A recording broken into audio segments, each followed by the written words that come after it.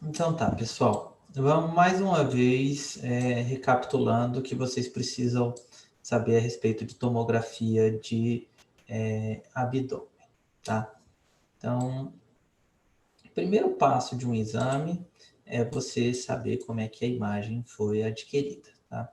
Então, essa imagem ela foi adquirida no corte axial, tá? Então, é aquele corte onde a gente corta o paciente como se fosse um limão. Então, a gente vai cortando ele no menor eixo, tá? Do paciente. Então, a gente corta, a gente faz a imagem do paciente, tá? Então, só esse exemplo. Aqui eu tenho a imagem. E eu vou cortando ele assim, dessa maneira, um pouquinho. Assim, primeiro corte, segundo corte, terceiro corte, quarto corte. E aí eu pego esse tracinho e olho ele de frente, né? Então eu fico olhando ele como se fosse um quadrado, olhando ele na frente. Tá? Então, esse daí é um corte axial, que é a maneira como a gente adquire as imagens. E depois disso, a gente tem a gente pode reconstruir essas imagens, tá? A outra situação é a gente saber identificar se o exame ele foi feito com ou sem contraste. E a dica para a gente identificar se o exame foi feito com ou sem contraste é a gente avaliar a aorta, tá? Então, para avaliar a aorta, a gente precisa primeiro conhecer a localização dela, tá?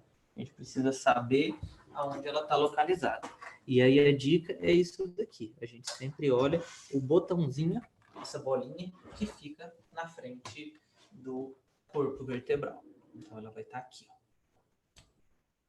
Então, a aorta. Tá? E aqui a dica é comparar.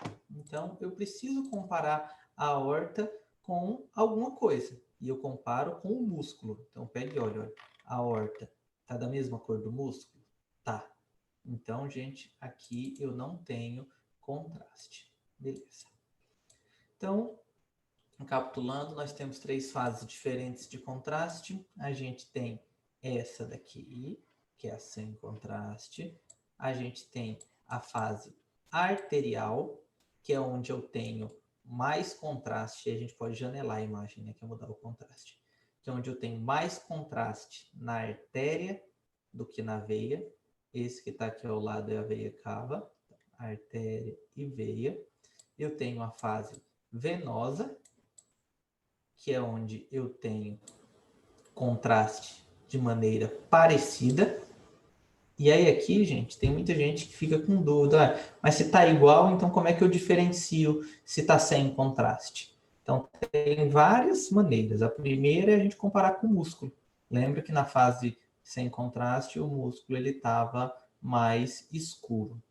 Tá? O músculo não, desculpa, a aorta ela estava mais escuro. E ela era da mesma cor do músculo. Aqui, olha como ela está mais branquinha.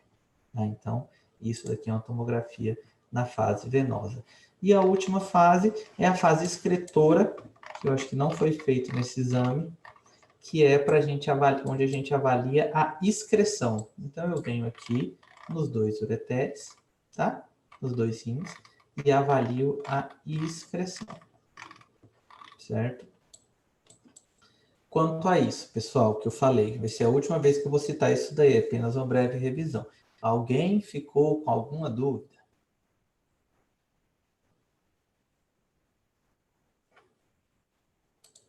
Só na hora de seguir os ureteres, professor, que ainda dá uma bagunçada na cabeça.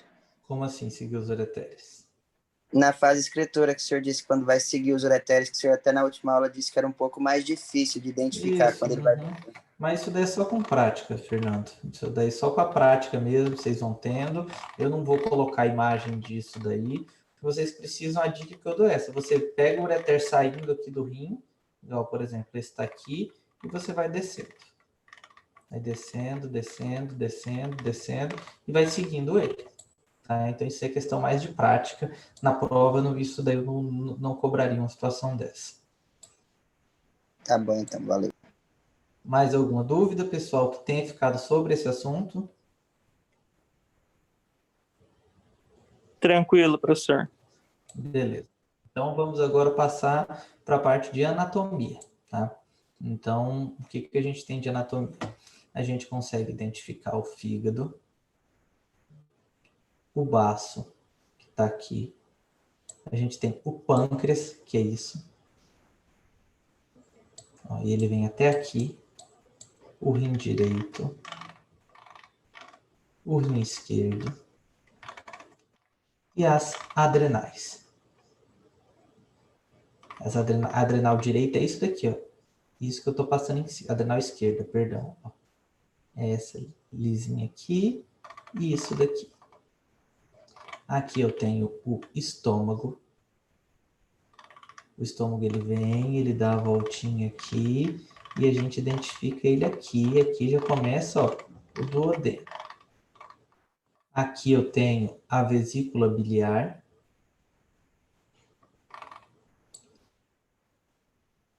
E aqui eu tenho múltiplas alças intestinais, junto com vasos mesentéricos. Além disso, eu tenho o útero, que fica aqui embaixo, que é esse órgão aqui. Eu consigo identificar os ovários, que estão aqui. Eu consigo identificar o ovário aqui também. E aqui eu consigo identificar o colo uterino. Aqui eu tenho a bexiga. E aqui eu tenho o reto.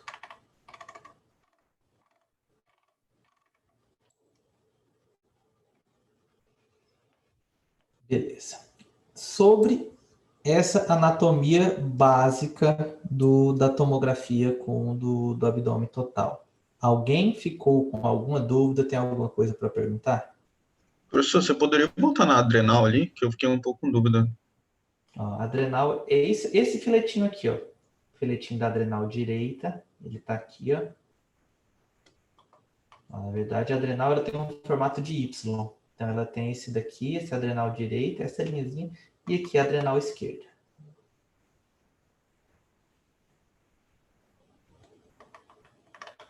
Valeu, professor. Certo. Alguém mais tem alguma dúvida, pessoal?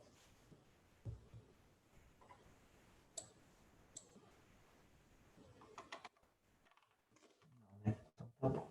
Então, vamos lá. Então, quando eu vou avaliar alguma tomografia de abdômen, tá? Eu sempre sigo uma sequência lógica. Então, vamos lá. A sequência que eu costumo seguir é a seguinte. Fígado, que está aqui. Então, o que eu avalio?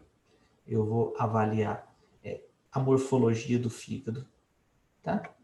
Se eu vou ter a presença das veias hepáticas, então, primeira, segunda, terceira, aqui, 1, 2, 3, veia hepática ou suprahepática, direita, média, essa aí tem a esquerda. Aqui eu tenho a veia porta, ela está aqui embaixo. E aqui ela se divide em ramo direito e ramo esquerdo. E aqui, pessoal, eu vou avaliar se eu vejo alguma lesão, alguma coisa que dissoa do restante do parênquima. Então, a gente tem que descer toda a imagem. Aqui é uma tomografia onde a gente vê basicamente normal. Tá? Não identificamos nada. Quando eu avalio o fígado, eu avalio também vesícula biliar. E aí eu venho aqui, ó, e avalio as paredes da vesícula. Nesse caso aqui, essa paciente não tinha feito um jejum prolongado para fazer o exame, então por isso que a vesícula está pouco distendida. Depois que eu avalio o fígado, eu venho para o baço. Ele está do outro lado, que é esse órgão aqui. Então eu tenho fígado e baço.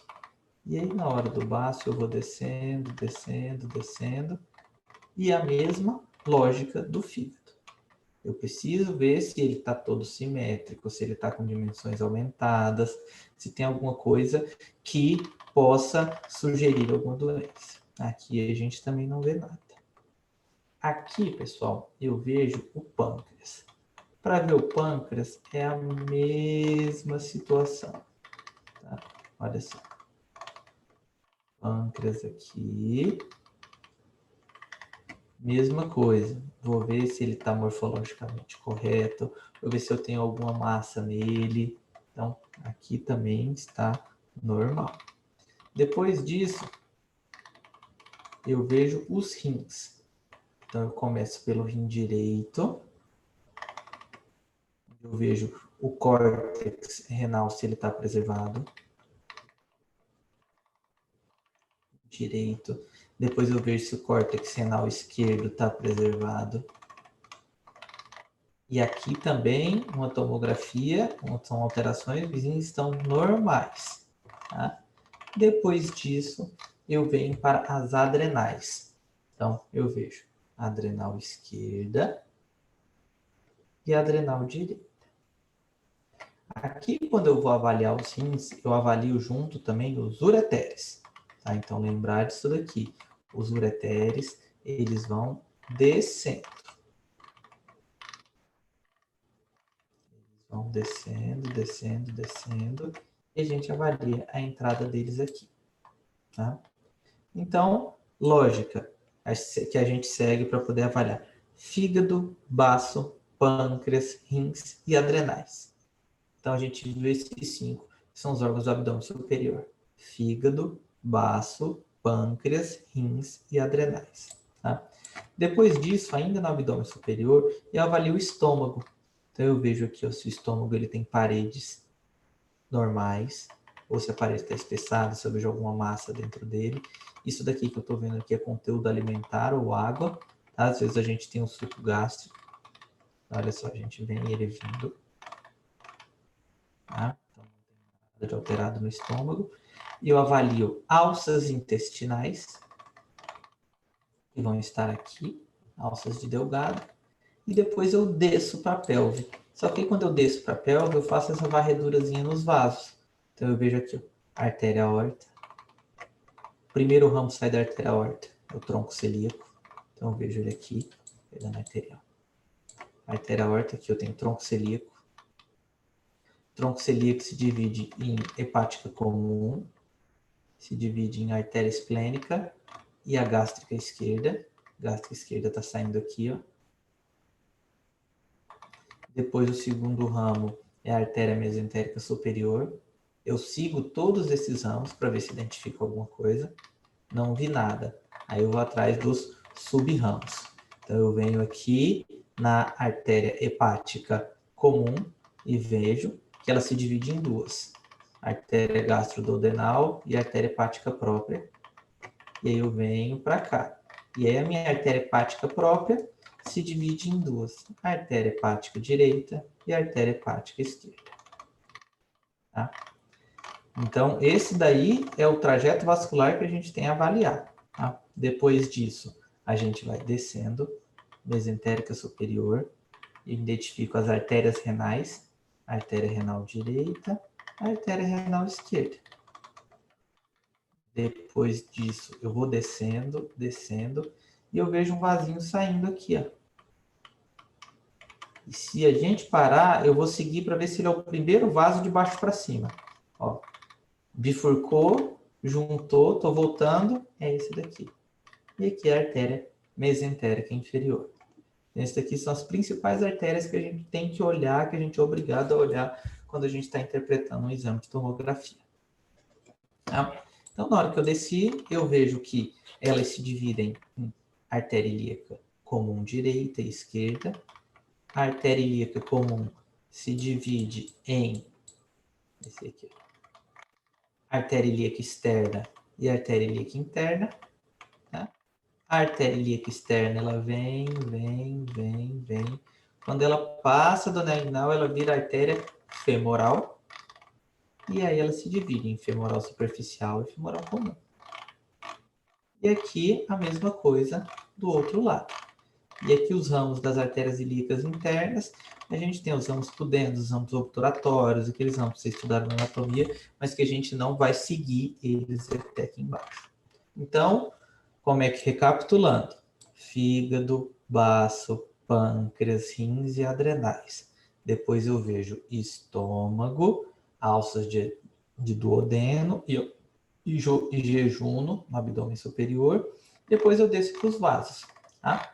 Então, vaso, corri tudo. E agora eu vejo o trajeto venoso. Então, eu tenho veia, cava. Depois da veia cava, eu vejo veia renal esquerda. veia renal direita. Vou descendo, descendo, descendo, e ela divide também, tá? Em veia ilíaca, comum esquerda, e veia ilíaca, comum direita. E a gente vai descendo e ela vai se dividindo com a mesma nomenclatura. E aí eu termino minha avaliação do abdômen superior. Depois que eu termino minha avaliação do abdômen superior, eu venho aqui para baixo.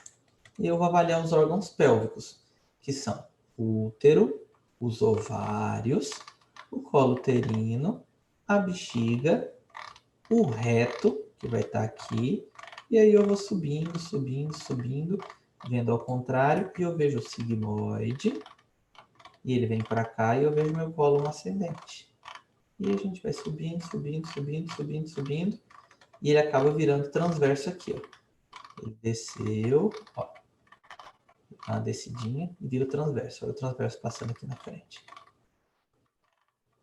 Tá aqui, e aqui eles viram o ascendente. E aqui eu tenho o ascendente, e aí quando a gente chega no ascendente, a gente tem que tentar identificar uma estrutura que é muito importante, que está saindo daqui, que é o apêndice, tá? Então, o apêndice é uma estrutura, gente, que não é fácil da gente ver, tá? É uma estrutura que a gente tem que treinar o olho, mas a gente consegue avaliar, tá? Então, no caso desse paciente aqui, ó, o apêndice é essa bolinha aqui, ó. Aqui. Se eu ver, eu vou seguindo essa bolinha, ela vai dar até, ó, entrar aqui. Então, esse é o apêndice, tá? A gente vai, quando a gente for discutindo o caso, a gente vai transcorrer um pouquinho mais sobre apêndice, tá? Mas essas daí são as principais estruturas abdominais. Como é um exame de abdômen, a gente não pode deixar de olhar também o tórax. Por quê? Quando eu faço o exame de abdômen, eu pego um pouquinho do tórax, tá? E geralmente é isso que eu vejo. Eu corto até aqui, eu pego um pouquinho do coração. E aí, o que eu faço? Eu faço isso, eu janelo o exame para ver o pulmão. Então, eu faço isso. Janelei o exame. Agora eu estou numa janela pulmonar. Aí, como é que eu janelo, professor? Depende muito do sistema que você vai estar utilizando, tá? Então, assim, mas tem sistemas, todos eles vocês veem essa situação aqui, de manipulação de imagens, e a gente tem ferramentas para a gente conseguir colocar as janelas, ó. Janelamento padrão, janela de crânio, janela de partes moles, tórax parênquico. Então, tórax parênquico ele está aqui. Agora eu quero para uma janela de mediastina, ou de partes moles, por exemplo, que era o que a gente tinha. Voltou. Então, eu consigo janelar.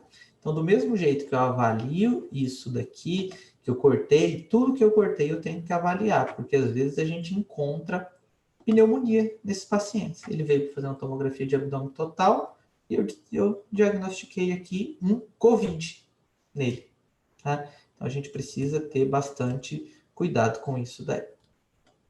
E, além disso, avaliar as outras estruturas. Quais são as outras estruturas que a gente vai ter? Tá? E principalmente estruturas ósseas. O que eu faço? Eu reconstruo as imagens. Pega esse aqui.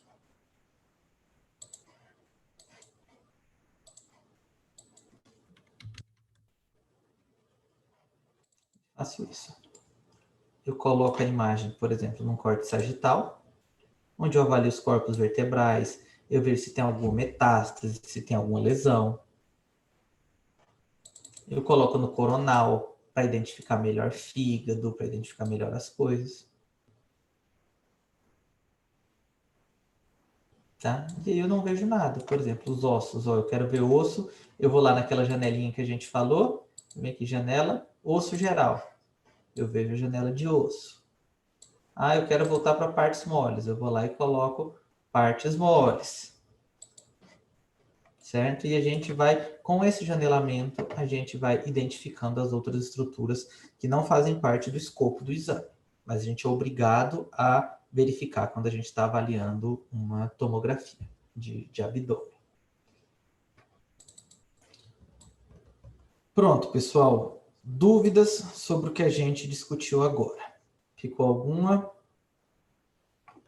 Professor, eu tenho uma dúvida, assim, não sei se tem nada a ver. Ver artéria e veia, na TC é importante, porque geralmente o paciente não vai estar hemodinamicamente estável. Como assim? Não tem... Exemplo, se não, exemplo, o paciente está exemplo, está hemodinamicamente instável. Qual o sentido de ver artéria e veia, desculpa? Instável ou estável? Estável. Estável, no sentido, é para a gente ver se tem alguma obstrução. Por exemplo, o paciente ele pode estar hemodinamicamente estável e estar com trombose, está um trombo aqui. O paciente ele pode estar, a dor abdominal dele ser por conta do aneurisma abdominal que foi roto. Então, a gente tem que avaliar. Ah, entendi. Mais alguma dúvida, pessoal, sobre isso? Conseguiram entender a importância que a gente tem que avaliar o exame como um todo? Viram tudo? Conseguiram captar direitinho? Professor, Oi. então repete, por favor. Fígado, baço, a sequência, só para ver se está certo aqui a anotação. Fígado, baço, pâncreas, rins e adrenais. Depois, estômago, intestino delgado. Depois, aorta e os seus ramos. Depois, veia cava e os seus ramos. Depois, vou para a pelve. Na pelve eu vejo útero, ovário, colo uterino e bexiga. Depois eu vejo reto e cólon.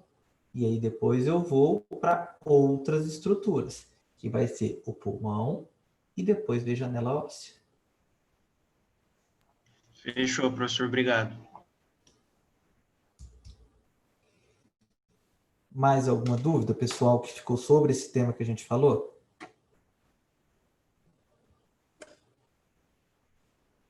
Professor, se o paciente for homem, você vê o canal inguinal, as artérias que passam ali, veias ou não? Vejo, vemos tudo. A gente tem que identificar até lá embaixo, a gente costuma identificar testículo. Depois eu vou ver se eu encontro aqui uma imagem de um paciente homem, para que eu consiga mostrar para vocês. Ok. Mas isso aí a gente tem que ver tudo. Pessoal, mais alguma dúvida? A hora de perguntar é agora.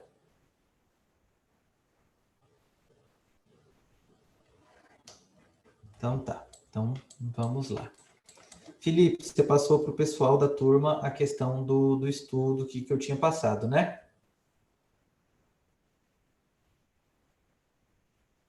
Então, beleza. Você dividiu os grupos? Ele dividiu, professor. Cada grupo está com 2 patologias. Cada grupo está com 2 patologias.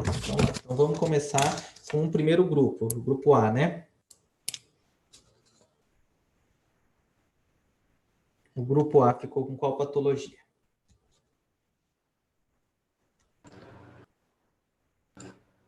Pessoal, ficamos com diverculite aguda e apendicite. Certo. Quem é que vai começar a falar?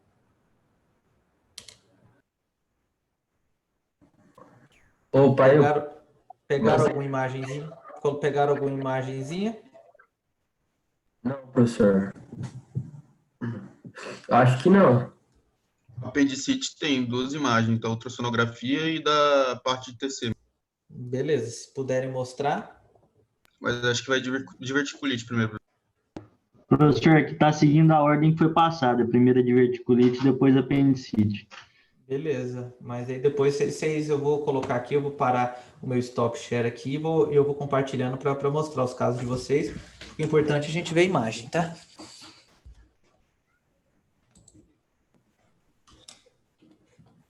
Então, vamos lá. Quem é que vai falar sobre diverticulite? Opa, aqui. Tá. O que vai ser a diverticulite? Ela vai ser uma inflamação ou uma infecção dos divertículos, que são pequenos sacos que se projetam para fora da parede do intestino grosso.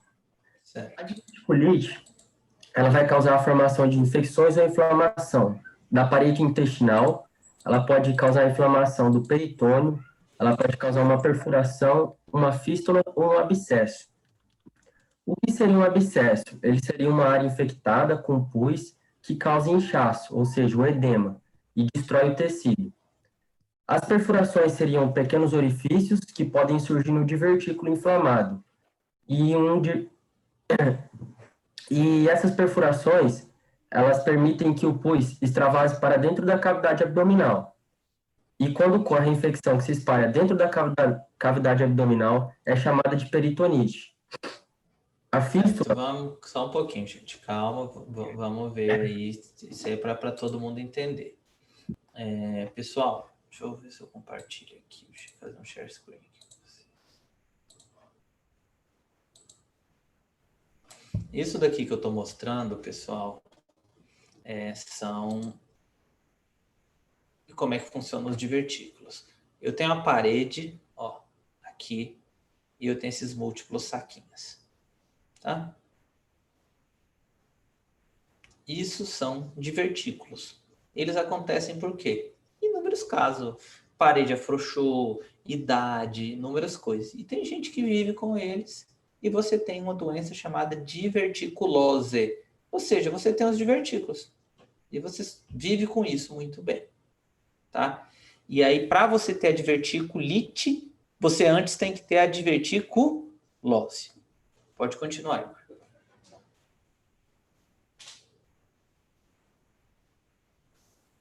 Tá bom. A fístula, ela vai ser a comunicação anormal entre dois tecidos de dois órgãos, ou entre um órgão e a pele. E o caso comum que surge é com a bexiga. Certo. Mais alguma coisa? Bom, consegue me escutar? Consigo. Dando continuidade sobre a epidemiologia, eu vi que 30%, aproximadamente 30% da população com idade superior a 60 anos e 60% da população com idade superior a 80 anos, no caso, população com idade mais avançada, irá apresentar a diverticulose, que o senhor falou. Certo. Dessa população, de 10 que apresenta a diverticulose, 10 a 25% irá evoluir para uma diverticulite, poderá evoluir para uma diverticulite, que no caso é a inflamação desses divertículos. Certo. E aí, esses quadros de diverticulite, 25% poderá evoluir para casos mais graves, que foi que o Buriti falou aí, no caso, perfuração, fístula, obstrução ali do intestino, do cólon ali. E o que é importante também a gente saber? O local de maior frequência.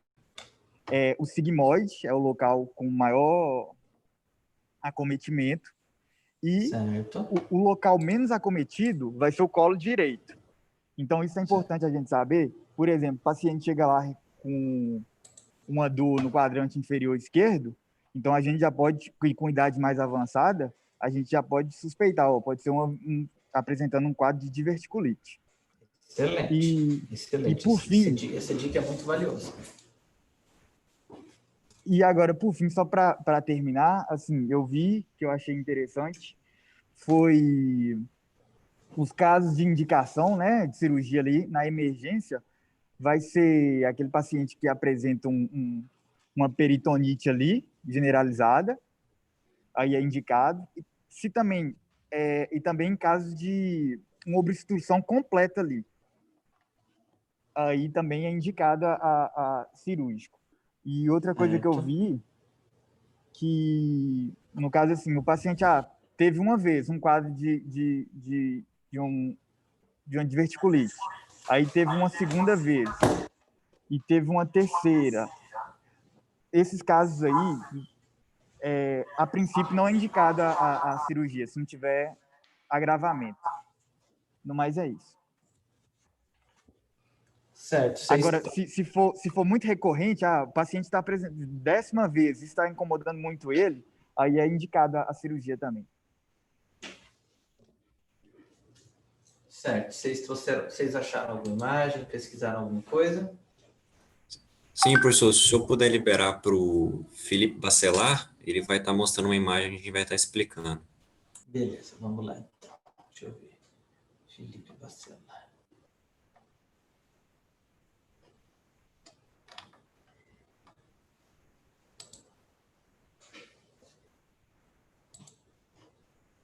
Pronto. Pronto, Felipe, tá liberado aí, cara.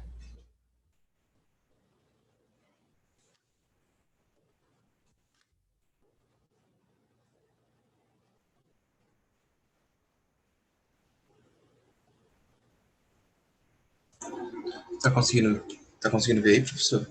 Tô vendo, apareceu uma imagem de WhatsApp aqui.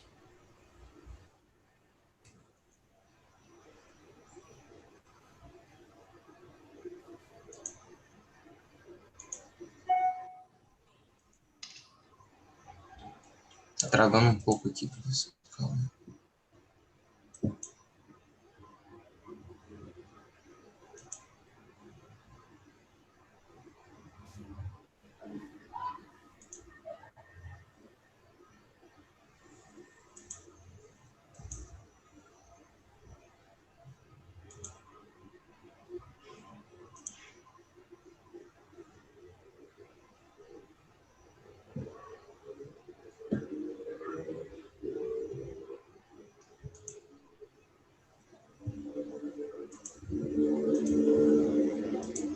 Apareceu a imagem agora, professor?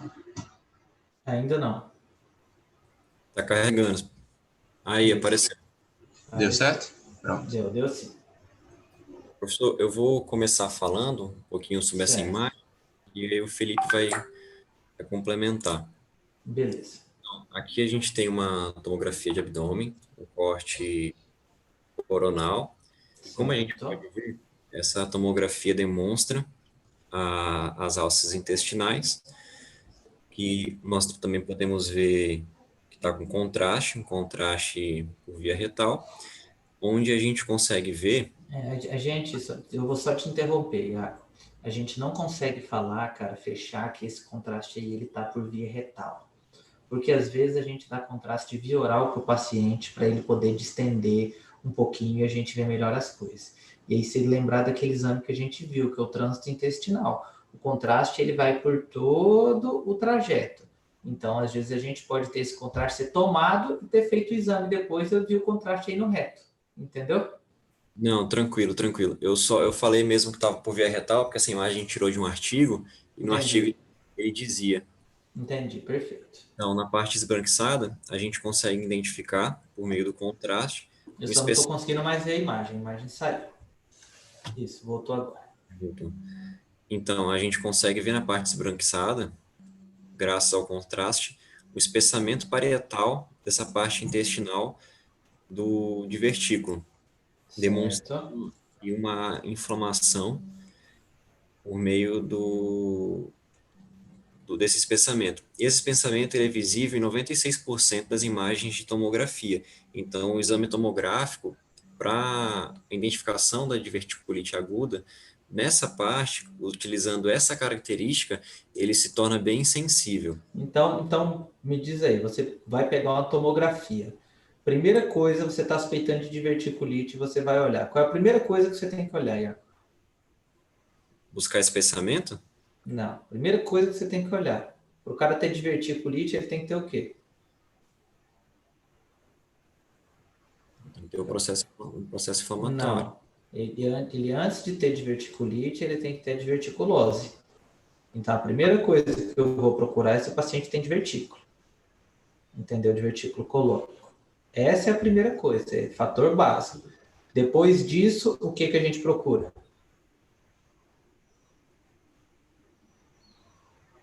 Aí a gente passa para os aspectos da diverticulite, propriamente dito. Isso mesmo. E quais são os aspectos? Bom, como aqui eu estava falando, nós temos a identificação do divertículo inflamado. Certo. A gente busca por espessamento da parte parietal. Nós temos também sinais inflamatórios.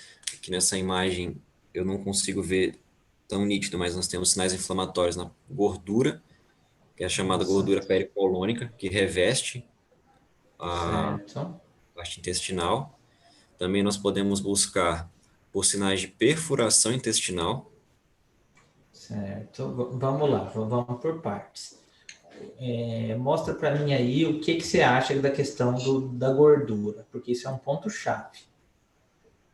É porque... Né, professor, o da gordura seria essa imagem aqui, ó, onde na seta aqui apresenta um espessamento da gordura devido... Espessamento não, a densificação. A gente Isso, desculpa, professor. Densificação da gordura devido à inflamação. Certo. Aí você nota essa diferença aqui, que ela está mais cinza um pouco, para onde ela está mais preta. Então, isso mesmo. Volta lá na outra imagem, no coronal. Olha só, aí você consegue ver direitinho. Aí, ó, mostra a gordura aí ao redor do divertículo, como é que tá cinza, da diverticulite, ó. Isso mais para cima um pouquinho. Aí também ó, tá tudo cinza. E olha lá em cima, do lado do fígado, como é que ela tá normal. Entendeu? Pretinho um pouco. Isso. Aí dá para ver. Lembrar sempre do que eu falei na última aula. Borramento de gordura é o sinal mais clássico de processo inflamatório. E a gente tem que ter esse borramento da gordura, borramento ou densificação. Aí, professor, mais uma coisa também, como eu estava procurando um pouco, nesse artigo de onde eu tirei essa imagem, ele falava que aqui, devido ao que tem um contraste, né, no intestino grosso, e esse espessamento aqui da parede, por ser muito grande, ele é o indicativo de que aqui tem um divertículo, tanto pelo espessamento como pela densificação aqui da gordura na região. Perfeito. E o que mais que a gente tem que procurar, gente, quando a gente tem qual que é o perigo do divertículo?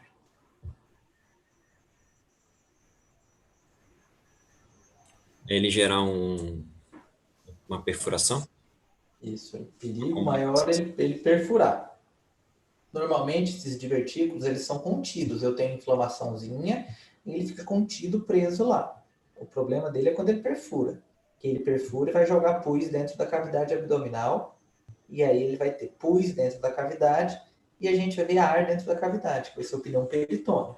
Então, esse daí é o perigo, são os sinais. Então, a gente tem que procurar sempre diverticulite, pneu peritônio, tá? E procurar também a questão de sinais de pus ao redor, pus, abscesso ao redor dele, que a gente veria como as bolinhas ao redor.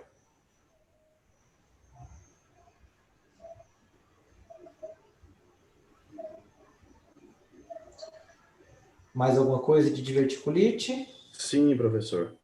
Agora, eu vou falar um pouco sobre os métodos de imagem que pode ser utilizado, né? Aí nós temos a TC, a ultrassonografia, né? E a ressonância. Certo. A tomografia computada, a TC, né, no caso, de abdômen e pelve, é o exame de escolha, né? O exame de imagem de escolha, optado pela maioria, mas tem alguns critérios que faz com que alguns médicos escolham a ultrassonografia, né, que eu vou explicar mais para frente. Essa TC, ela é uma boa escolha, pois apresenta uma sensibilidade de 93% a 97% e uma especificidade próxima de 100%, né? Que leva para cravar o diagnóstico, né, de vestibular e algumas respectivas complicações da doença. Porém, esse exame de imagem tem um fator negativo, né, que é a alta taxa de radiação ionizante que gera em decorrência de cada exame feito, né? Temos também a identificação de vesciculite aguda pela ultrassonografia, né, que atinge valores de sensibilidade de 77% a 98% e uma especificidade de 80% a 99%. Um ponto positivo é que este método não utiliza, né, radiação ionizante, assim como não requer, né, o uso oral, retal ou venoso de algum contraste, podendo ser repetido quando necessário. Agora, um ponto negativo é que é um exame operado, digamos que operador dependente, né? E tem a qualidade de imagem prejudicada por algum excesso de gordura abdominal ou por distensão de alças intestinais, né? Certo.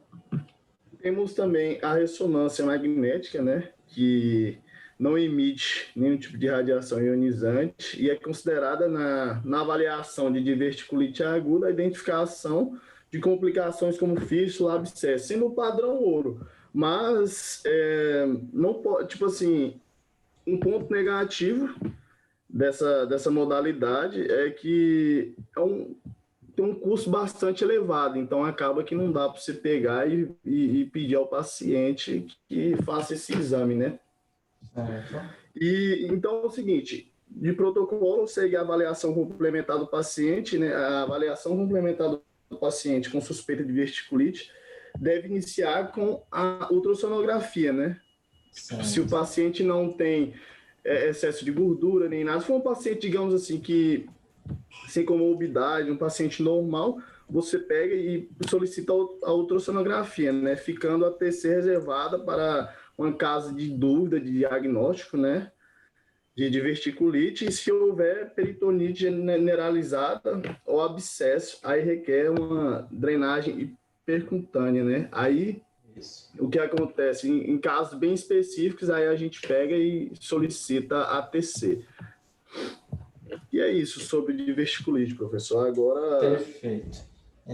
Professor, Oi, pode falar. É só porque, quando eu estava procurando a respeito, eu achei que, no caso, se for visto na TC que a diverticulite, se foi achado muitos sintomas de inflamação, não é recomendado fazer a colonoscopia, porque corre risco de perfuração, né? Isso. Vocês sabem como é que faz colonoscopia, né? Que a gente tem um preparo todo, que a gente corre o risco, tem que colocar um pouquinho de ar para estender. Então, assim, a gente pode perfurar um pouquinho. Aquela parede já vai estar frágil e corre o risco de ter uma perfuração. Eu vi também a respeito de uma classificação de Rinchey. Isso mesmo.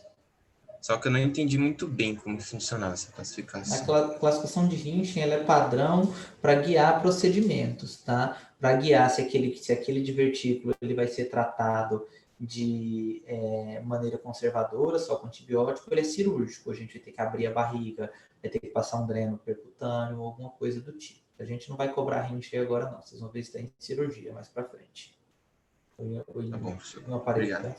Então, vamos lá, gente. A conclusão, o que a gente precisa sair daqui sabendo? A gente precisa sair sabendo o que é diverticulite, tá? Então, saber o que é a diverticulite, como é que ela funciona. Segundo, qual exame pedir, certo? Então, qual é a conclusão que vocês chegaram? Qual exame que eu peço? Eu cheguei hoje lá no hospital, 9 de julho, e tô lá e você é o médico que está me atendendo e eu tô com uma dor na fossa ilíaca esquerda e você está suspeitando que eu tenho uma diverticulite. Qual o exame que eu peço?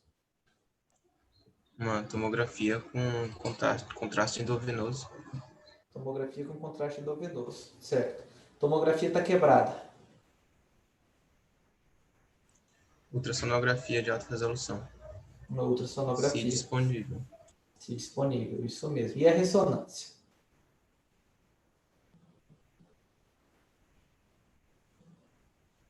Qual o papel da ressonância?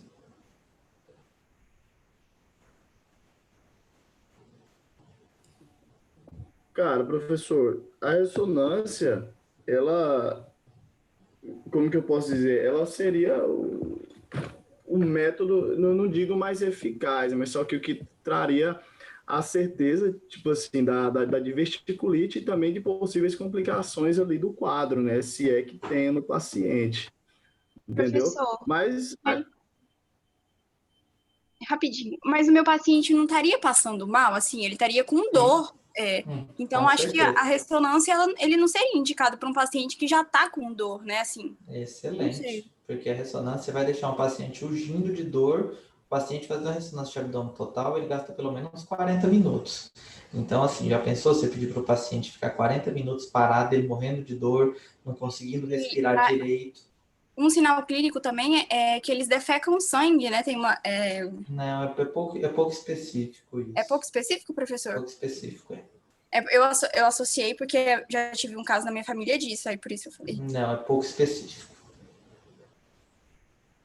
Professor, com uma Oi. grávida a gente também reserva não fazer a ressonância? Aí Por grávida conta a desse gente tempo? Aí grávida a gente tem que ver o custo-benefício, tá? Paciente grávida com diverticulite é um problema, porque aí a gente tem que ver o que dá para ver. Lógico, já peguei paciente grávida que a gente seguiu lá em Brasília, suspeita de diverticulite. Fizemos tudo que podia fazer nessa mulher. Olhamos, fizemos ultrassom, não conseguimos. A suspeita clínica era diverticulite, não achamos, mas não conseguimos seguir o colo inteiro. Aí tivemos que fazer ressonância. Então fizemos a ressonância dela, conseguimos achar. Na verdade, não era diverticulite, era um cálculo ureteral, tá certo? Que estava doendo muito, que estava preso e mimetizou tudo aquilo. E o cálculo estava tão preso, impactado, que ela estava fazendo uma pielonefrite já, e já tinha pus dentro do ureter, já tinha tudo. Então, ela teve que passar um catéter duplo J depois por conta disso. Então, foi um caso que a gente precisa ver o que tem. Então, esses casos assim, que a gente tem grávida com suspeita de diverticulite, é um problema. A gente tem que buscar e ir atrás do que vai resolver. Mas não tem receita de bolo, não. Mas já vi casos, inclusive, da gente fazer a própria tomografia mesmo. Utilizar um protocolo de baixa dose e fazer, infelizmente. Ou é isso ou o paciente morre. Então, para ter o feto, precisa ter a mãe viva antes, né?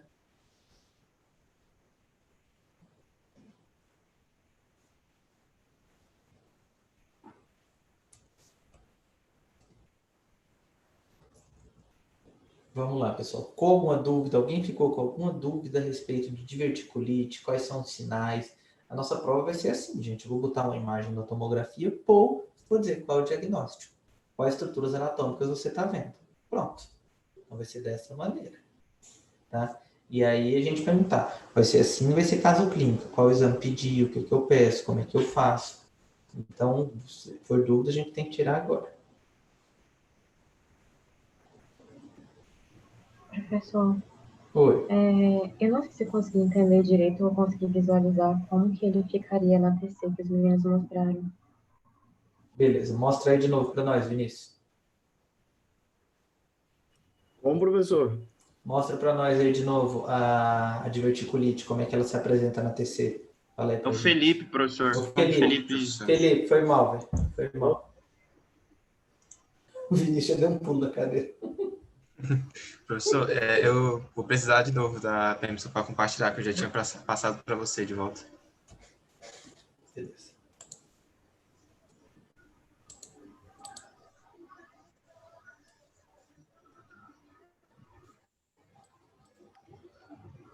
Cara, passou não.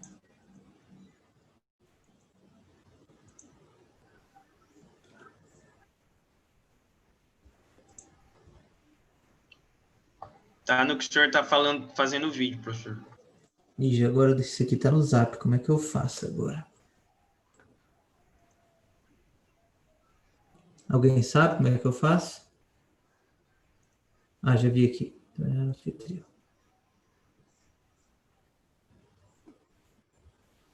Não tem como deixar mais de um anfitrião, não? Deixar muitos? Eu acho que tem um jeito de você permitir qualquer pessoa compartilhe tela, mas eu não sei te formar, professor, como que faz. Professor, é só o senhor ir em participantes e o senhor... Ah, vi aqui. Beleza, pronto. Coloquei aqui. Colocar todos os participantes share screen. Beleza. Tá conseguindo visualizar aí a imagem? Tô sim.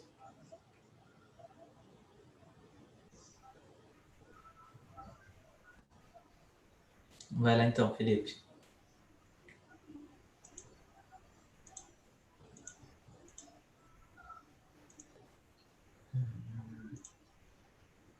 Aqui, nessa imagem aqui, eu não consegui identificar muito bem, professor. Ele falou que... Essa bolotinha que você está vendo aí é o divertículo. Você colocou Essa a mão na daqui? frente. Não, a bolota preta. Essa Bola aqui. preta. Isso. Isso daí é o divertículo. E aí você tem um divertículozinho, você vê que o espessamento parietal, ele não é tão específico. Olha, o parede parece não estar espessado. Mas olha o sinal que eu falei que a gente tem que olhar, que é o quê? A gordura. Olha a gordura como está cinza ao redor. Gordura cinza ao redor é igual a inflamação.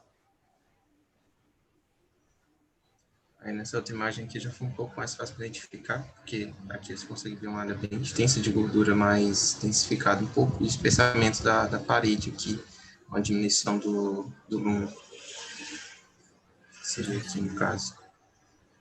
Isso mesmo. Nessa outra imagem aqui também é bem fácil identificar aqui, porque tem uma densificação bem maior da gordura nessa região. E olha como a parede desse daí a parede está espessada. Mostrei a parede. Olha só, tudo esse cinza que você está vendo perto da parede do intestino ali. Não, intestino. Isso. Aí essa parede está toda espessada. Professor, Oi. eu posso falar que a parede está edemasiada, já que traz de um processo inflamatório? Pode falar, edema de parede, você pode falar. E aí, como é que eu descrevo isso daí? Aí, isso aí que é bom para a gente ir para a prova. Maneira correta. Identifico a presença de divertículos, tá? Identifico a presença de divertículos no cólon sigmoide, que aqui é o sigmoide, tá? Observando-se um espessamento da parede do cólon e uma densificação da gordura adjacente, indicativo de uma diverticulite aguda. Então, você vai descrever o que você está vendo.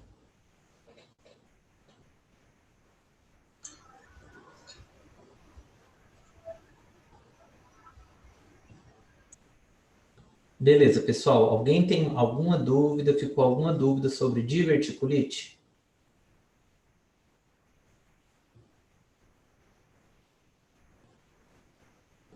Todo mundo conseguiu pegar? Sim. Então pronto, pessoal. Vamos dar um intervalozinho, uns 10 minutinhos para a gente ir no banheiro e daí a gente volta a falar de apendicite, tá bom? Ok, professor.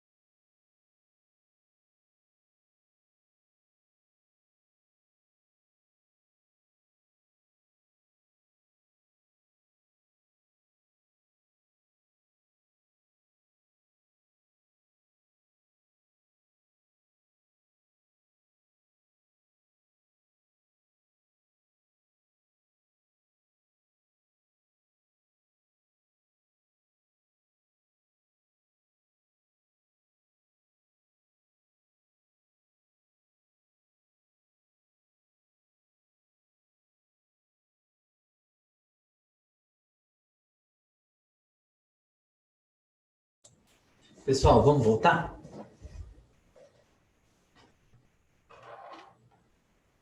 Vocês estão ouvindo? Estamos sim, professor. Então vamos lá. Agora, então, grupo A, a gente vai falar de apendicite, né? Sim. Isso, professor. Beleza, então bora lá. Boa noite, professor. A gente vai falar sobre apendicite agora. Primeiro tem que saber tá ouvindo de boa aí? Tranquilo, pode falar. Primeiro a gente tem que saber o que é o apêndice. O apêndice ele é considerado um pequeno órgão ou uma pequena extensão do intestino grosso e serve como um depósito para bactérias cuja função é auxiliar na digestão dos alimentos que a gente ingere. A fisiopatologia da apendicite relaciona-se à obstrução da sua luz, em geral por um fecálito ou também por cálculo biliar. Fecalito. Fecalito? Isso. Ou por cálculo biliar, corpo estranho, linfonodo, parasita e até neoplasias. A obstrução dessa luz do apêndice promove o acúmulo de secreção e aumento da pressão intralumial lá dentro.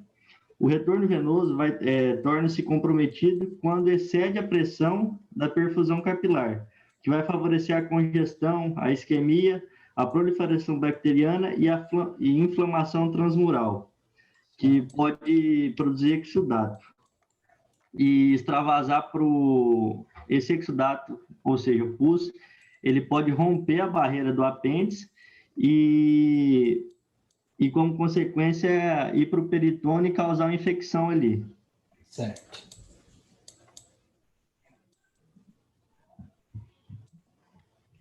Professor, tá conseguindo escutar tranquilo?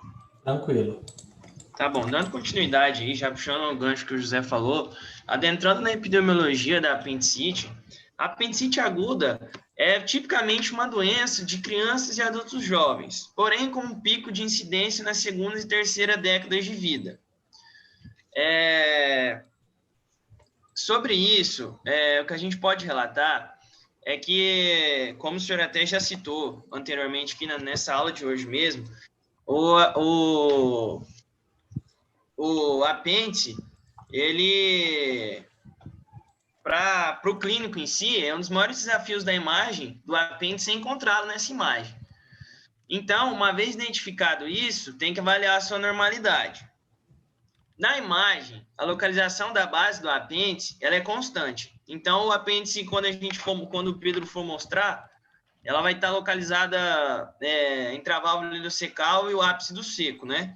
E nisso, esse apêndice ele pode ter a localização da ponta dele, ela pode ser bastante variável, porque ele pode ser extenso. Então, dentro da epidemiologia, para a gente dividir quais locais são mais acometidos, por meio dessa distribuição de posições que ele tem, como ela é descrita, que em torno de 65% vai se encontrar atrás do seco, retrocecal ascendente, 31% aproximadamente inferior ao seco, né, subsecal.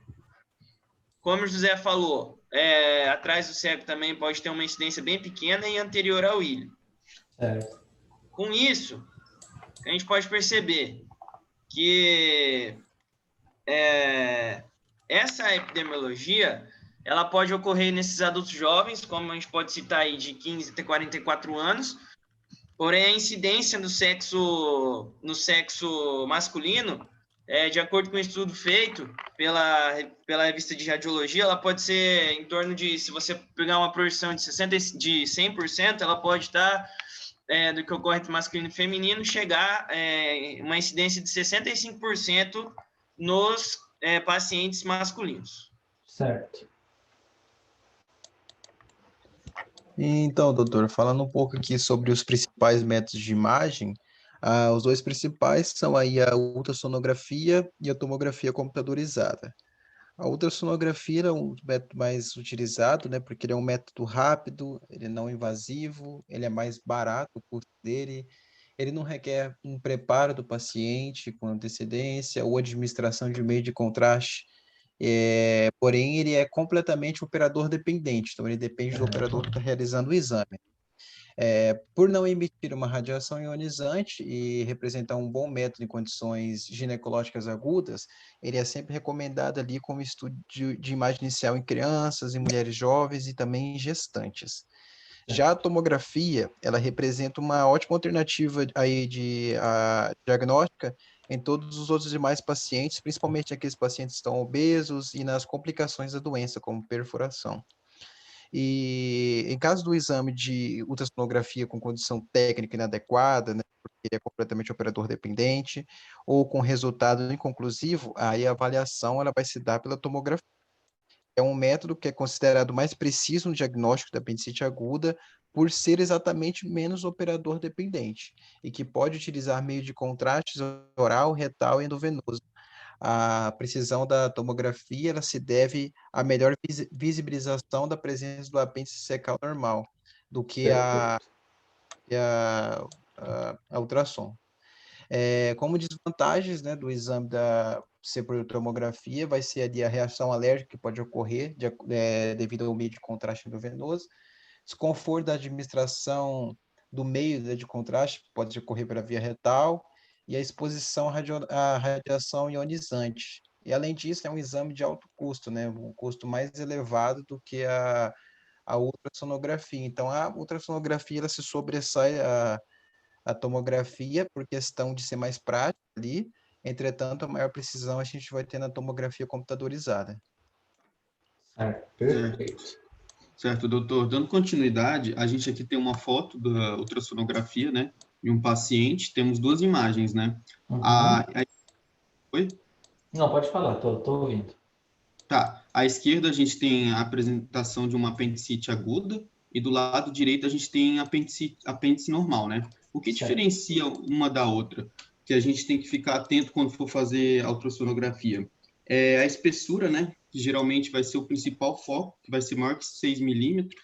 Quando a gente for passar o transdutor, a gente identifica. E também a ecogênica central, né? Que aqui a gente pode ver que está anisocórica. Anisocórica, a parte central, perdendo... Anisocórica não, pô. Anisocórica é quando você tem as pupilas anisocóricas. Anicórica. Hipoecórico. Desculpa, eu confundi mesmo. Aí tá, aqui a gente tem a principal, que é a ecogênica, né, do lado direito, que é quando tem a presença que não seja líquido, né, nessa cavidade. Por isso que a gente identifica do lado esquerdo a principal, e aqui aqui são a diferença entre as duas, né? Aí aqui mais para frente a gente tem um corte transversal dela, que a gente pode identificar, né?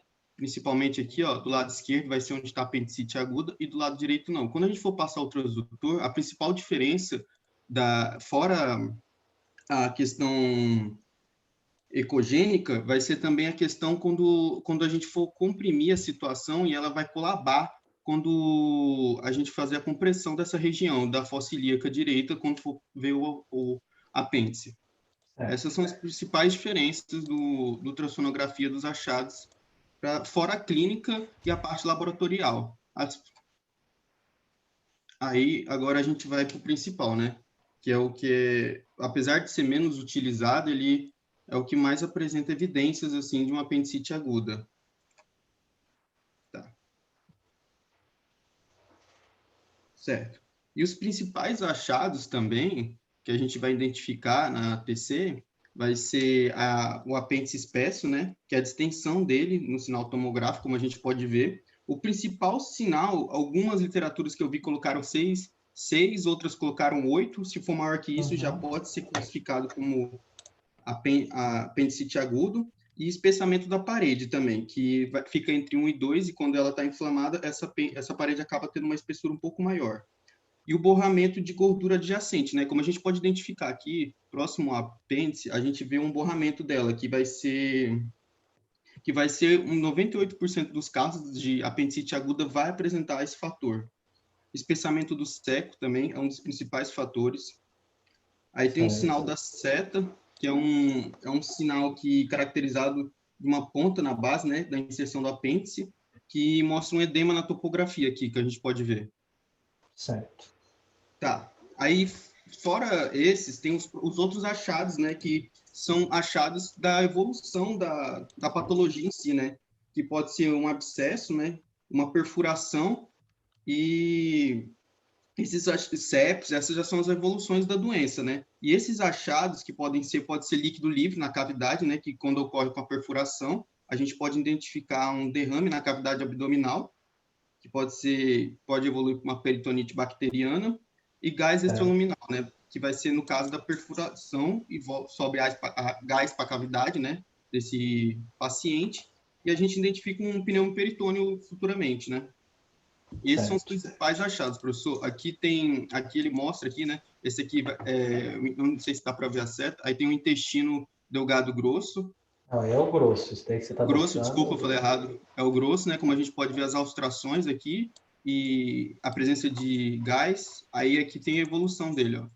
Ele mostrando até a gente poder ver até o sumiço dele, que vai ser. A gente continua vendo o grosso, né? Só que some o apêndice, né? É um dos fatores que ajuda a gente a identificar o apêndice agudo aqui tem até uma calcificação, peraí. Aqui. A gente Como é que é o nome dessa calcificação? É o apendicolito. Apendicolito, certo. Vamos lá. Sempre que você vê apendicolito é igual a apendicite? Não, isso que eu ia falar agora. Porque o apendicolito pode ser assintomático e pode estar presente quanto maior a idade do paciente, ela pode estar presente. Então, não é sinal de apendicite aguda. Perfeito. Então, gente, assim, apendicite, vamos lá. O que vocês precisam saber de apendicite? Primeiro de tudo, qual exame pedir? Tá? Então, assim, esse é o básico. Como é que é a suspeita clínica? Isso daí já foi falado. E os meninos falaram super bem do apendicite. Que é o quê? É aquele paciente que ele vai chegar com aquela dor. E assim, se você tiver disponibilidade de fazer um ultrassom, certo? Excelente, você pode fazer, é mais fácil.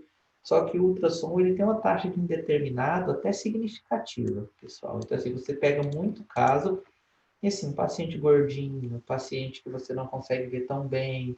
Então, deixa a desejar nesses casos, a ultrassonografia. Tá? Nesse caso, a tomografia é muito mais viável. Então, hoje em dia, principalmente em pronto-socorro particular, tem-se suspeita de apendicite, tomografia. Suspeita de apendicite, tomografia. Então, isso daí tem virado meio que rotina. Então, assim, se vocês tiverem, o paciente tem condições, o paciente está no plano de saúde, é indicado, sim, interessante você fazer a tomografia, porque ela vai agregar informações bastante válidas, tá? Então, assim, tudo que os meninos falaram está correto. Quando você está trabalhando no SUS, lógico, se tiver disponibilidade de sonografia primeiro é melhor. Mas assim, sempre pensem também como é que funciona no primeiro mundo. No primeiro mundo, a gente já não pede mais ultrassom para isso. Tá? No primeiro mundo, a gente pede tomografia. Professor, tem uma dúvida quanto isso aí. Eu vi que a ressonância ela pode ser usada como segunda linha em pacientes grávidas, né? Isso. Aí, essa segunda linha seria por quê? Porque, tipo primeira assim... linha é ultrassom.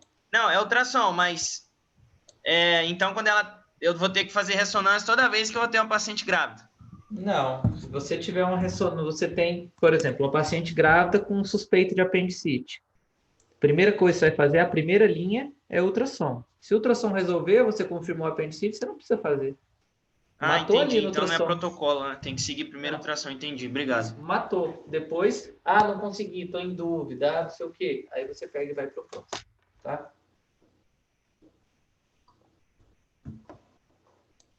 Beleza, pessoal?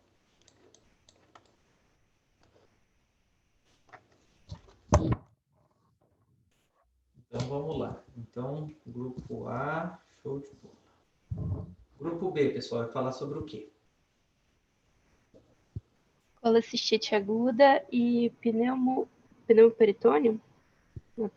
Peraí. Isso. Pneumoperitônio, isso. Beleza, então bora lá, gente. Vou projetar aqui.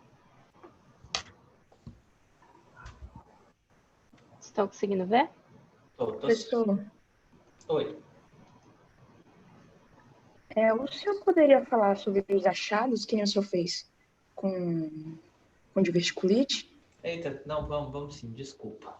Vamos lá, eu falei aqui. No caso da apendicite, gente, o que a gente precisa focar? O tamanho do apêndice. Tá? Então, eu vou lá. Quando você pegar um casinho desse, você vai lá e mede o seu apêndice. Então, você vai lá. O apêndice está acima, o cutoff que eu utilizo é 7 milímetros. O apêndice está acima de 7 milímetros, tem um critério de apendicite. E qual é o outro sinal que a gente utiliza para descrever inflamação no abdômen? Que eu já falei para vocês hoje na aula. A gordura, né? Gordura. Então, sempre olhar a gordura. Então, pronto. Apêndice está aumentado de tamanho e gordura está borrada, acabou, apendicite. Então, isso que você vai olhar. Apêndice com dimensões aumentadas e a gordura densificada. Às vezes a gente pega só a gordura densificada e não pega o apêndice aumentado de tamanho. Isso é bem característico. E pega a opção de apendicite inicial. E vai ver também se tem abscesso, se tem coleção, mas apendicite é isso. Focar bastante focar bastante na questão do tamanho e focar na questão da densificação.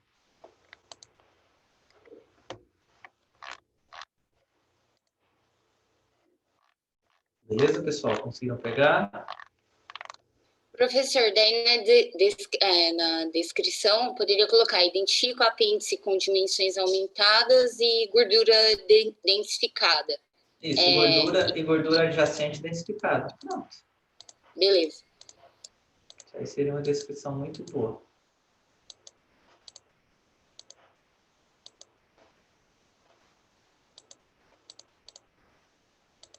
Beleza, vamos passar para o próximo, então?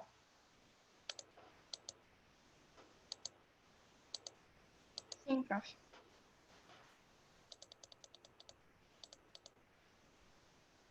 Sara tá aí?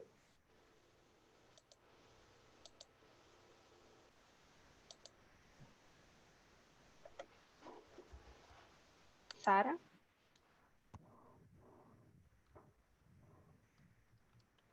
Bom, acho que a Sara tá com um problema na internet dela, então eu vou começar aqui falando. Nosso trabalho vai ser sobre colocistite aguda e pneumoperitônio, né? Oi. Você tá aí? Da Carol. Ok, então pode falar. Posso falar? A colocistite, ela é uma das doenças mais frequentes nas emergências em todo o mundo.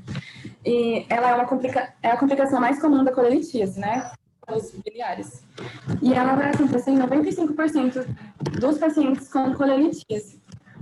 E ocorre quando um cálculo obstrui o ducto cístico, e aí ele causa uma obstrução persistente e vai gerar um processo inflamatório agudo, porque o cálculo vai obstruir a via de saída da bile do interior da vesícula, né, que é o ducto cístico, e a bile que está armazenada na vesícula não vai conseguir sair. Isso vai gerar um processo inflamatório. Em geral, a colecistite aguda é caracterizada por uma cólica que logo vai se transformar em uma dor intensa no hipocôndrio direito do abdômen. Certo. Náuseas, vômitos. Oi? Não, pode falar, não falei certo. Pode prosseguir. É que eu fui redundante quando eu disse. Enfim. Náuseas, vômitos e febre em 70% dos pacientes, né? E em grande número dos pacientes com colelitíase após o quadro de colecistite aguda, vai ocorrer indicação cirúrgica pelo medo de um agravamento do quadro e também pelo risco da conversão de colecistectomia do método vídeo laparoscópico para um método aberto. Certo.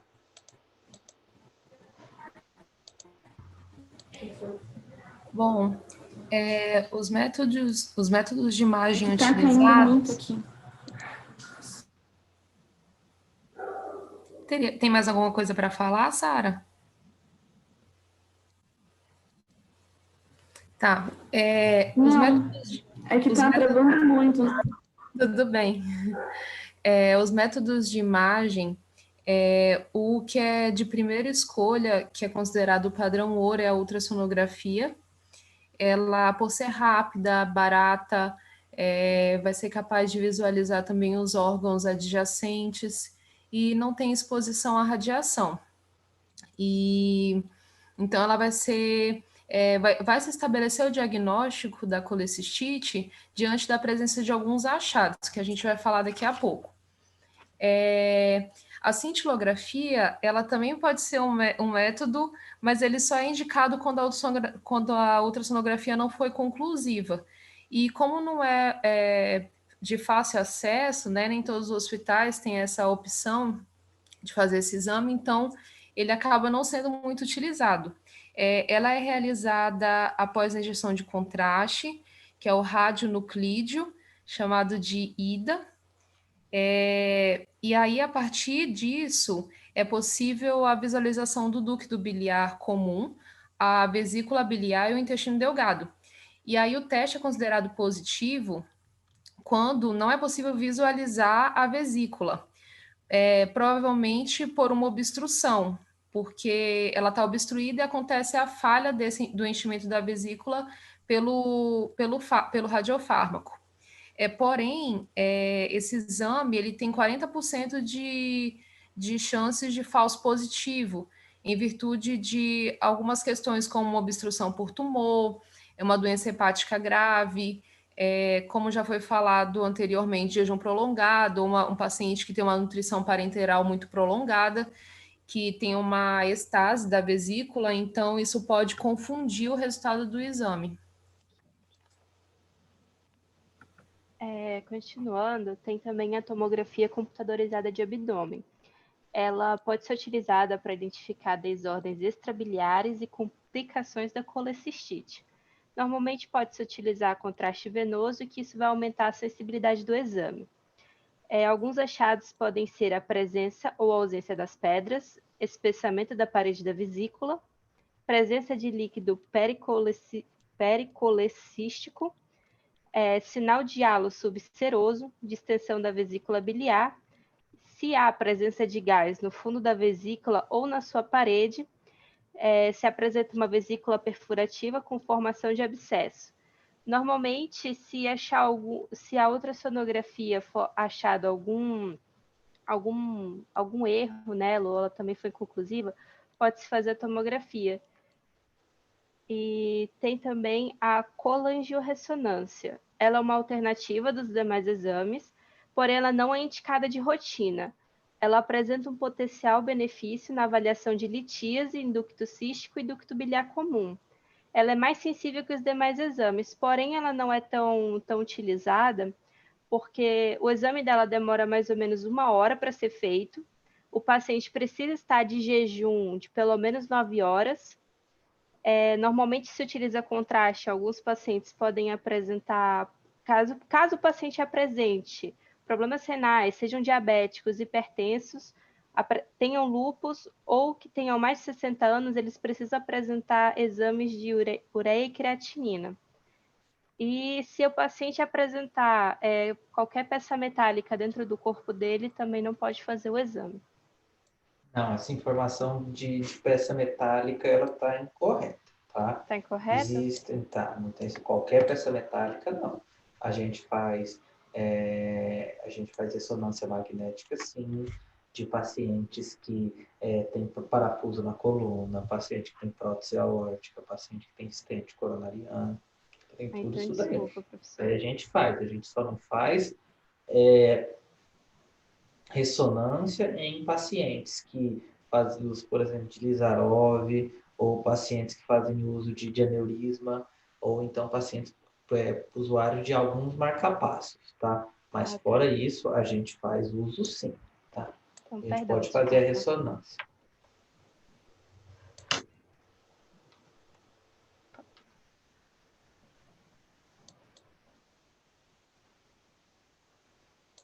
Vamos lá, pessoal. O que mais? Então, como elas disseram, a ultrassonografia ela vai ser o padrão ouro, né? O primeiro exame a ser realizado. E aí nós vamos ter alguns achados, que o espessamento da parede da vesícula. Normalmente vai ter o cálculo, que vai ser o que vai estar gerando, obstruindo, né? Provavelmente causando a inflamação. Então, nem sempre, mas a maioria das vezes vai encontrar cálculos. líquido, né, perivesicular, e o muffin ultrassonográfico, que é um sinal que é feito com o próprio aparelho, e na descompressão dolorosa positiva no ponto cístico.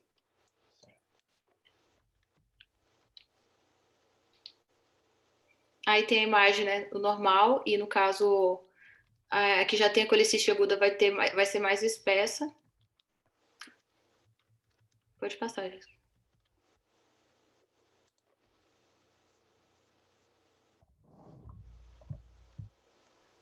E na TC, na tomografia.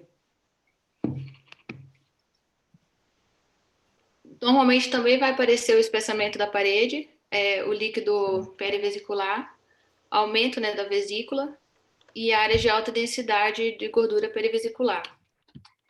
Nessa primeira seta azul aparece o encordamento pericolecístico.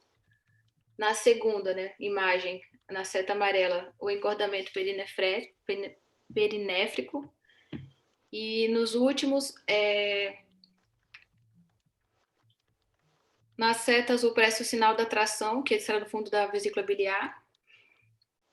E na amarela é o sinal de Mercedes-Benz, né, que é o sinal de ar dentro do cálculo do biliar. Certo. Aí aqui vai continuar com o pneumoperitônio. Você quer primeiro falar da... Não, eu quero, assim, eu queria que você explicasse quais são, de uma maneira resumida, qual o exame que a gente pede e quais são os achados que a gente está buscando. Bom, o principal exame que a gente vai pedir vai ser a ultrassonografia. Certo. Normalmente vai se achar, vai se achar a pedra, normalmente ela fica no infundíbulo da vesícula, obstruindo, né, a saída do líquido biliar. Pode apresentar espessamento da parede, você consegue ver o espessamento da parede. E caso perfure, pode apresentar pneumoperitônio, mas porém não é vista aqui na ultrassonografia. Não, a vesícula, ela não causa pneumoperitônio. A gente não tem ar normalmente na vesícula. Pneumoperitônio é quando há uma perfuração de víscera oca, ou seja, víscera que tem ar. Na vesícula eu tenho bile. A vesícula ela absorve a bile e ela fica armazenada. Para eu ter pneumoperitônio, eu tenho que ter uma perfuração de víscera oca. Tem ar, víscera oca é estômago, intestino delgado e intestino grosso.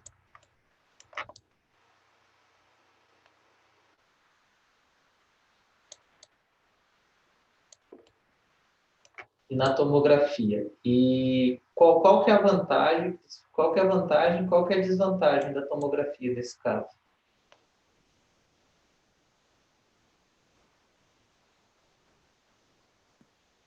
A tomografia ela vai servir quando for um caso grave, tipo, tiver desconfiança para fazer uma cirurgia, alguma coisa assim. Mas normalmente vai ser usada a ultrassonografia. Alguém quer comentar mais alguma coisa sobre utilidade da tomografia no caso colecistite?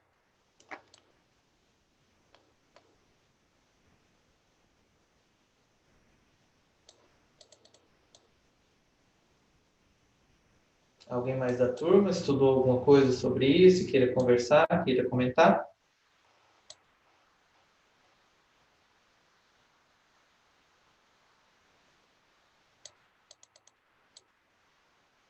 Beleza, gente. No caso da colecistite, tá, assim, precisa rever esses conceitos básicos aí, tá?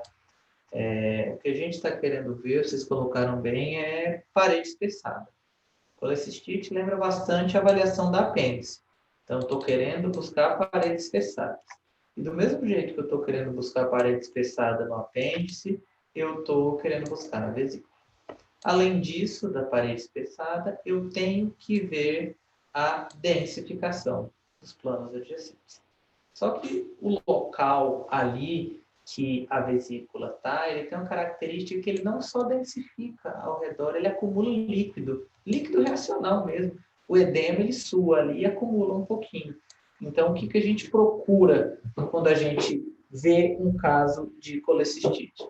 Parede espessada, em primeiro lugar, depois gordura densificada e depois a questão do líquido ao redor da vesícula.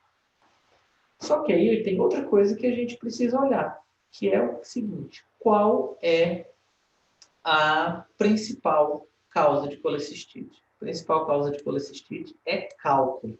Então, cálculo sendo a principal causa, precisa ser, e vocês precisam sair daqui com esse conceito, que o cálculo de colesterol ele não é bem caracterizado na tomografia. Tá? O cálculo de colesterol ele pode passar despercebido e a gente não vê na tomo. Então, no caso da colecistite, é muito mais frequente. E assim, a gente não consegue também medir, às vezes, a parede da vesícula na tomografia. Então, no caso da tomografia, é o inverso. Às vezes, a gente costuma mesmo pedir ultrassonografia para confirmar esses casos. Então, a ultrassonografia ela tem um papel muito importante. Ela vai ser melhor para ver cálculo, ela vai ver parede espessada, ela vai ver líquido, ela é barata e ela não tem radiação. Então, no caso de vocês, da vida prática, ultrassonografia. A ultrassonografia ela vai ser o método de escolha para a gente avaliar pacientes com colecistite. Alguma dúvida, pessoal, sobre colecistite?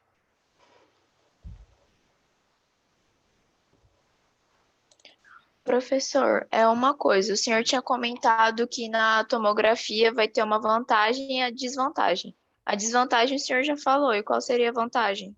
A vantagem é que eu vou conseguir ver outras coisas melhor. Então, assim, é um exame mais rápido, não é operador dependente, tá? E eu vou conseguir ver de uma maneira melhor outras situações. Por exemplo, às vezes eu tenho ali do lado da vesícula meu cólon, eu posso ter um divertículo ali, eu posso ter outras causas. Eu consigo ver melhor isso daí, principalmente vísceras ocas, que deixa a desejar. Então, assim, mas se a suspeita clínica for de colecistite, o exame de escolha é ultrassom. A gente vai pedir, no caso de colecistite, só em caso, estou suspeitando de colecistite, mas não é não. O ultrassom veio normal, então eu peço uma tomografia, nesses casos, para poder ver isso daí. Ou casos muito complicados, suspeita de abscesso à distância, mas o exame de escolha aí muda totalmente em relação à apendicite. Apendicite não, apendicite a gente pode pedir o exame de escolha tomografia, o exame inicial, tranquilo. Diverticulite também, tranquilo. Na colecistite não, colecistite, primeiro exame sempre é ultrassom. A tomografia ela é complementar. Tá bom, obrigada. Mais alguma dúvida, pessoal?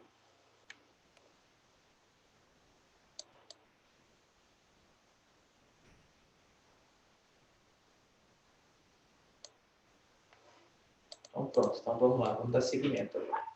Pode continuar. Tá, falando um pouquinho sobre o pneumoperitônio. O que vai ser o pneumoperitônio? Vai ser a presença de ar na cavidade abdominal. E essa condição patológica ela vai ser devido à perfuração das vísceras ocas, como o professor acabou de dizer. E ele torna-se radiologicamente evidente quando tem quantidade de ar, quando a quantidade de ar que tem dentro do abdômen, ele vai oscilar entre 30 e 90 centímetros. Travou. Estou ouvindo nada. Parede do intestino. E quando se faz o exame físico, é no sinal de Joubert, que é o aparecimento do hipertimpanismo na região hepática. Certo. Pode passar.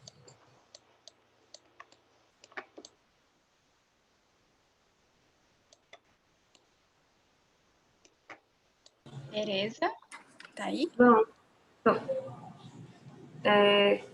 como principal exame de imagem, geralmente se faz a radiografia de tórax e a radiografia de abdômen, radiografia simples. A radiografia de tórax ereta, ela vai ser bastante sensível para a detecção de gás intraperitoneal livre.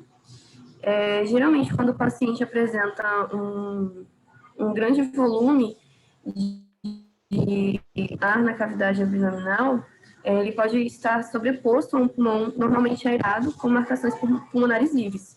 Existem alguns sinais que vão ser apresentados posteriormente, que podem ser utilizados para a detecção dessa patologia. A radiografia abdominal, ela vai apresentar gás livre na cavidade peritoneal e os sinais criados pelo ar livre intraperitoneal podem ser vão ser posteriormente apresentados. Como métodos complementares, podemos utilizar também a tomografia computadorizada de abdômen total e a ultrassonografia. Porém, o problema principal é que saiba fazer o exame, né? Os achados no pneu peritônio.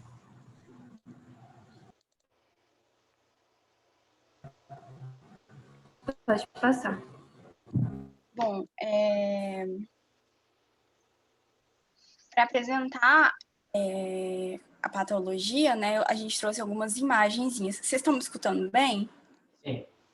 Então, essa primeira imagem, ele é o sinal do diafragma contínuo, que a gente pode ver que ele é bem característico de pneu peritônio, porque há um acúmulo de gás bem embaixo do diafragma, né?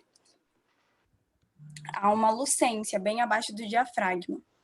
Na imagem do lado, a gente pode ver que é um sinal, eu não sei se vocês já ouviram falar, eu também não sei se o professor vai concordar com esse sinal, é o sinal do golfinho saltando.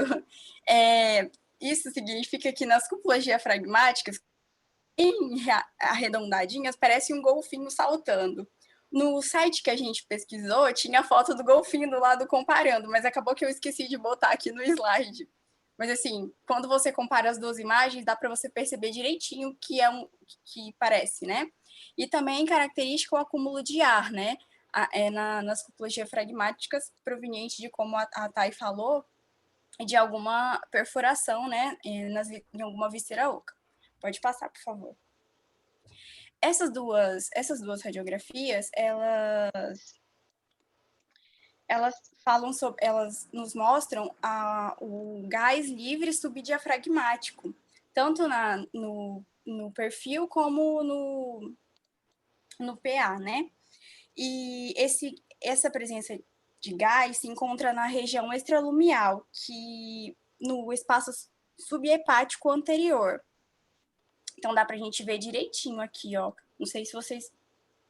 Jéssica, você consegue passar com o mouse na frente para mostrar? Mas acho que tá bem visível. Isso dos dois lados.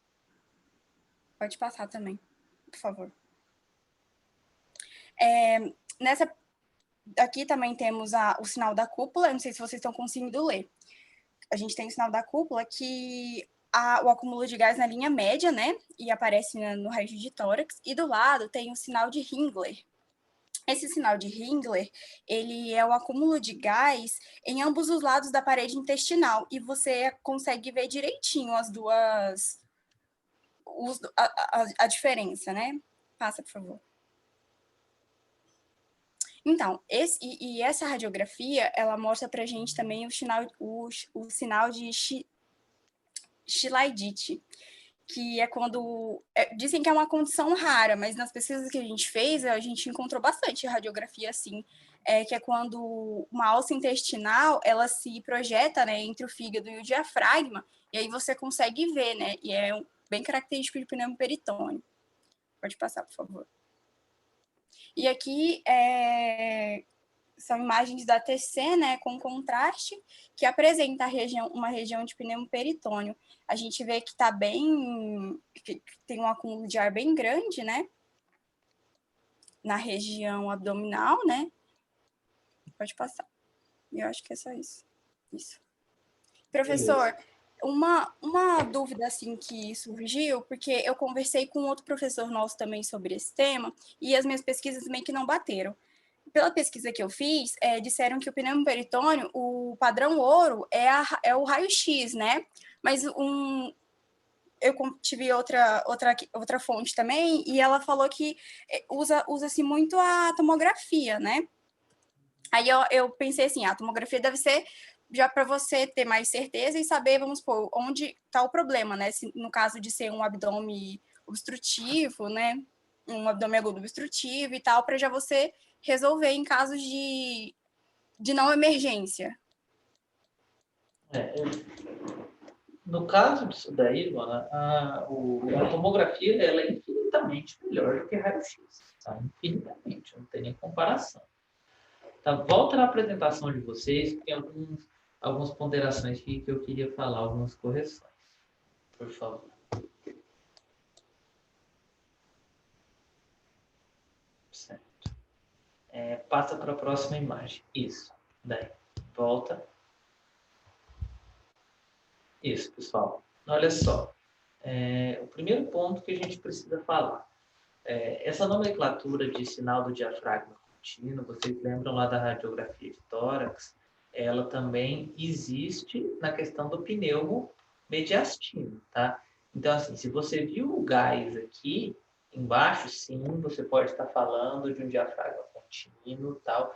Eu gosto de dizer diafragma contínuo em pneumomediastino. Então, assim, eu acho muito mais difícil a gente utilizar esse tal diafragma contínuo. Então, tomem cuidado, que às vezes o pessoal pode utilizar isso daí como dúvida, colocar dúvida, questão de prova é dúbia, ambígua. Tá? Então, assim, existe sinal do diafragma contínuo falando de pneumomediastino. Depois vocês entrem lá no Radiopedia, e vocês vão checar justamente isso. Quando o ar está abaixo das cúpulas diafragmáticas, que é o que a gente consegue ver aí nessas imagens, tudo bem, a gente fala pneumoperitônio. Só cuidado só com essa nomenclatura de diafragma contínuo, tá? Foi de lá, inclusive, que a gente tirou essa imagem. E lá também dizia que a clínica do paciente vai te clarear e nortear bastante, né? Isso. No exame. Passa, por favor, a imagem. Pode passar. Certo. Outra correção. O nome não é sinal de Hingler, é sinal de Rigler. R-I-G-L-E-R. Tá? Não tem esse N que está aí. Tá? E esse sinal, ele está falando justamente a respeito de gás fora-luminal. Você consegue ver o gás tanto dentro quanto fora. Tá? Então, a correção do sinal de Rigler. Pode passar. Gente, outra coisa. O sinal de Chiladite foi falado que ele era sugestivo de pneumoperitônio. Não.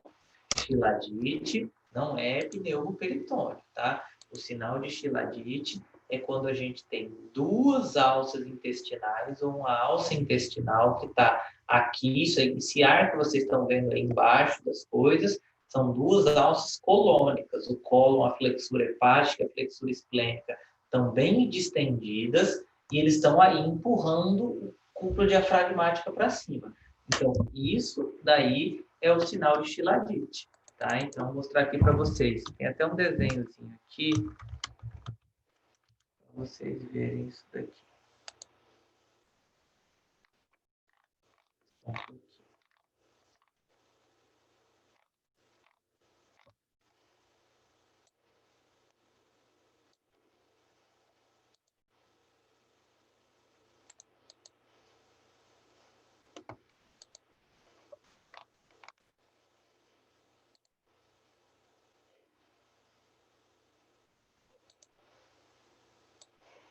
Deixa eu compartilhar aqui, só para vocês verem. Vou parar de vocês. Vou mostrar aqui o que diz. Tá? Olha aqui. O sinal de Chiladite se refere à interposição do intestino, usualmente o cólon, entre a superfície inferior do diafragma. Ele pode ser confundido com pneumoperitônio. Tá? Então, O sinal de Chiladite, ele entra no diagnóstico diferencial, mas ele não é sugestivo. Volta lá a apresentação de vocês, por favor.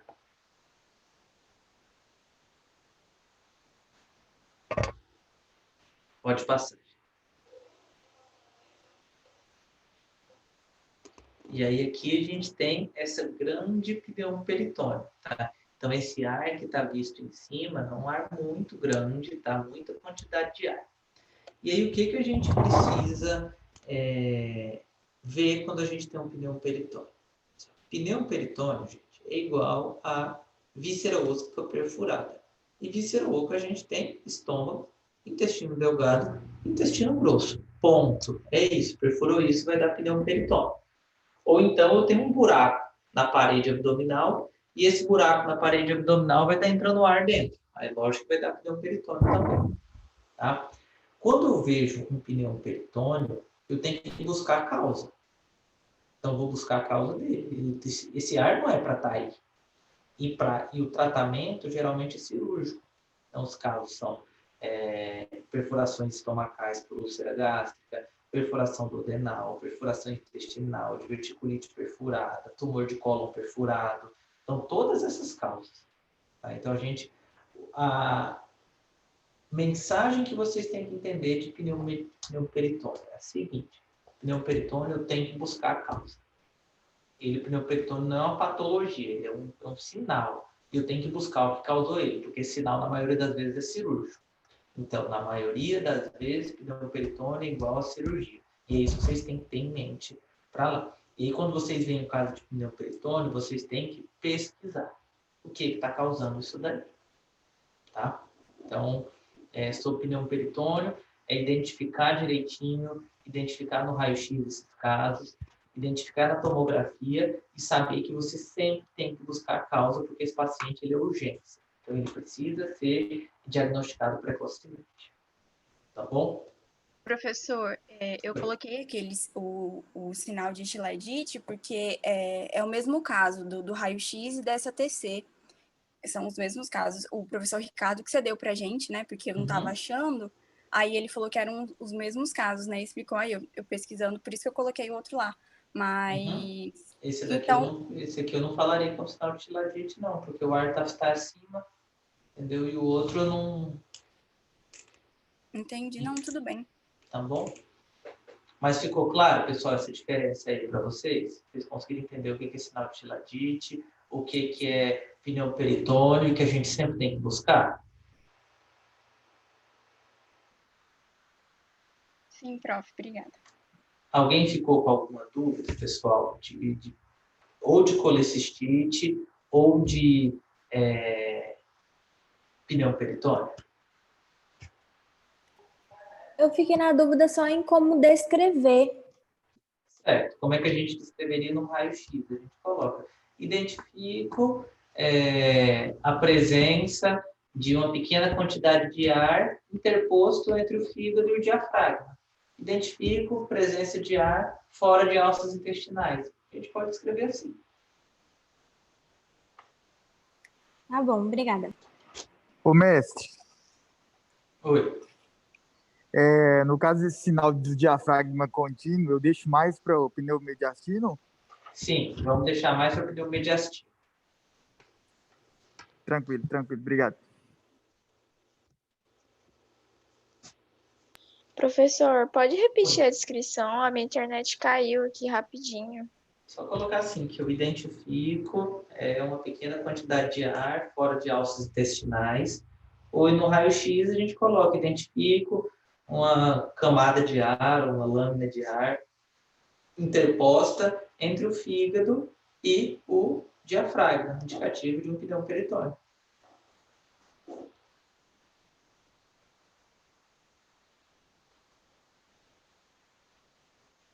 Tá bom, obrigada. Beleza, pessoal? Só as complicações do sinal aí do Chilaidite aí, as mesmas complicações do primeiro pneumoperitônio? É só essa minha dúvida. Não, o sinal do Chilaidite, ele nada mais é do que uma alça dilatada. Você está vendo uma alça dilatada, está lá em cima, às vezes o cara passou, tá entupido lá embaixo, não está peidando, e aí distendeu o cólon lá para cima. Aí o cólon distendeu lá para cima e você pensa nisso daí, e aí ele distende tudo. Na hora que ele distende tudo, o ar fica lá em cima e você pensa que é um pneu peritônio, mas na verdade é o cólon distendido. Entendi, aqui.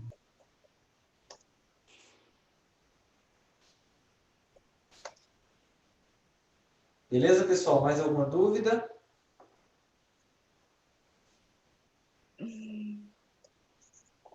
Então tá bom, pessoal. Então na próxima aula a gente continua, tá certo? Professor, Está confirmado a aula semana que vem? Como assim? Entendi. Aula nesse mesmo horário, na semana que vem? Eu vou ver, amanhã eu vou ter a reavaliação da minha fisioterapia, aí eu vou ver se ele me der alta amanhã, não precisar ir essa semana, a gente volta para o nosso horário. Se não, a gente vai... Eu confirmo com o Felipe amanhã. Tá bom, professor. Então tá bom, pessoal. Boa noite para vocês, tá? Bom restinho de semana para todo mundo. Tchau, tchau. Tchau, Pro.